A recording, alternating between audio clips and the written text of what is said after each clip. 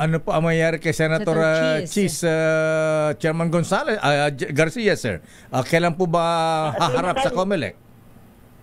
Opo, una napasagot na po namin yung mismong nagbigay si Mr. Lubiano noong nakaraang 2 linggo at sa pamamagitan ng kanyang abogado ay pumunta sa COMELEC namin sa opisina at pagkatapos nag-submit po siya ng kanyang affidavit at mga iba pang dokumento.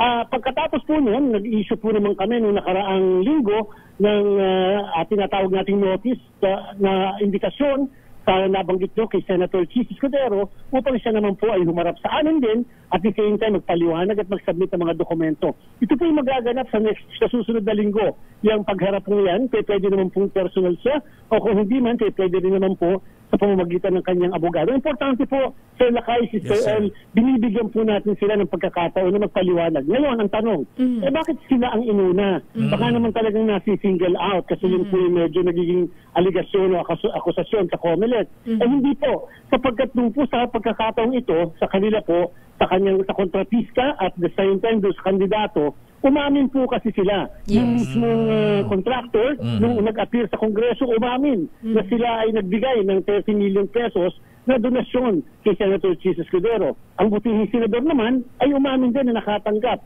Sabi niya, in private capacity, yung pagbibigay sa kanya ng mismong donasyon. So, ibig sabihin po, hindi na namin kailangan patunayan pa mula sa DPWH na nangungontrata sa pamahalaan yung mismong contractor sapagkat may pag-amin na.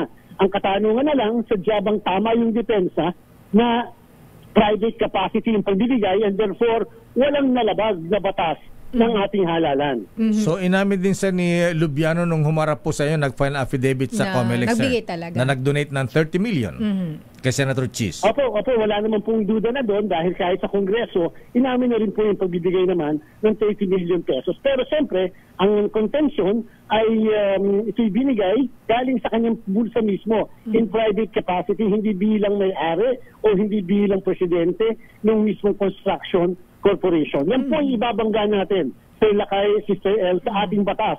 Kaya nga po maganda rin sa puntong ito, lahat na pagbigyan muna natin ng pagkakataon na makapagpaliwanag, ika nga, presume innocent muna ang lahat. At gusto lang din po natin liwanagin, Sir Lakay at Sister El. Yes, sir. Ang ginagawa po ng COMELEC ay pang-criminal case, election offense po. Wala na po kaming habol doon sa mga nanalo na, doon sa mga nakaupo na, nakapag-assume, nakapag-oath na, hindi na po namin mahahabol yon. Ito po ay kasong kriminal na may kulong na 1 hanggang 6 na taon at pagka po na-convict by final judgment ay pwede magkaroon ng perpetual disqualification to hold public office.